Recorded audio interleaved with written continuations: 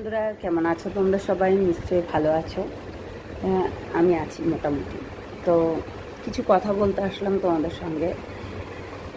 আমাকে বহুত পুরনো একজন কমেন্ট করেছে যে হ্যাঁ, অবশ্যই আছে, কিন্তু কিছু জিনিস আছে যে এমন সিচুয়েশান আসে না, সেইগুলো মানে বিশ্বাস করো সেইগুলোর দিকেও ধ্যান থাকে না। মানে এমন সিচুয়েশান আছে, তো আমরা ভাবি, মুক্তাদি তোমাকে বলি, মানে জিনিসটা এমন জায়গায় পৌঁছে যায় না, তখন না সেই জায়গাটা থেকে আর কি সরে আসতে পারি না। মানে বিশ্বাস করো, আমার ওপর দিয়ে যা যায়, এই বাবা মা মরার পর থেকে তার আমার সেই রকমভাবে কেউ নেই যে তাদের সঙ্গে দুঃখ শেয়ার করব। কিন্তু কিছু, দেখো একটা জিনিস হচ্ছে, কারোর সঙ্গে তুমি দুঃখ যদি শেয়ার করো, তারা আবার হচ্ছে আঘাত করে। তো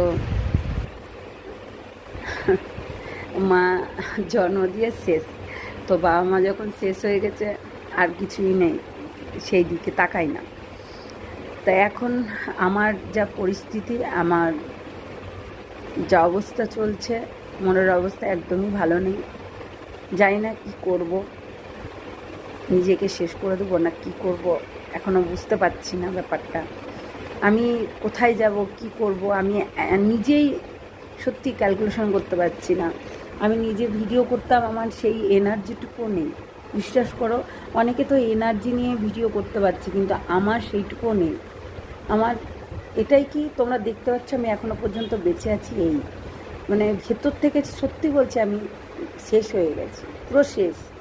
এই মানে জীবনে কি করব কি না করব চিন্তা ভাবনা মানে করে পাচ্ছি না। দেখো একটা কথা বলি, নিজের লোক বলতে কিছু থাকতে হবে।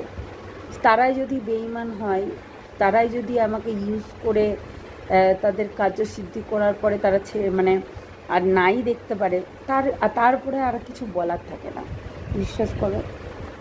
তো যাই হোক, তারাও জানে যে এইরকম আমাকে নিয়ে চলতে হবে, কিন্তু কিছু জিনিস আছে চলা যায় না। বিশ্বাস করো, এতদিন চুপচাপ ছিলাম, এত বছর ধরে ঘর করে যাচ্ছি, এত বছর ধরে জিনিসটাকে মানে মেনটেন করছি, কিন্তু একটা সময় আসে যে হ্যাঁ, ও বড় হোক না, আমার ভবিষ্যৎ মানে আমার জন্য তার ভবিষ্যৎটা কেন নষ্ট হবে, এই জিনিসটা। হ্যাঁ, আমি তো জন্ম দিয়েছি কাউকে না কাউকে, এবার সেটা তাকে মানুষ করতে হবে, এই জিনিসটা আমার ভেতরে আছে, কিন্তু এখন দাঁড়িয়ে আমার সেটার